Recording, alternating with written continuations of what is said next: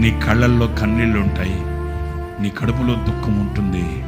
కాళ్ళు కట్టబడినట్లు, చేతులు పట్టబడినట్లు, ఇంట్లో అందరూ ఉన్నా ఎవరు లేనట్లుగా నిసీదిలో నిలిచిన అనుభవాలు 4 దినాలు నీకు కలుగుతాయి.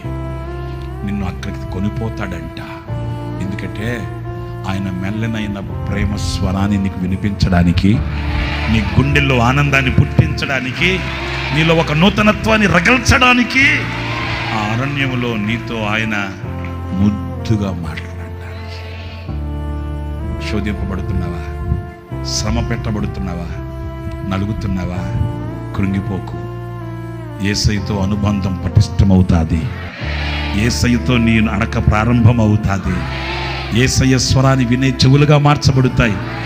యేసయ్యను చూచే నేత్రాలుగా నువ్వు అద్భుతాన్ని చూస్తావు. ఆయన కొనిపోతాడంట.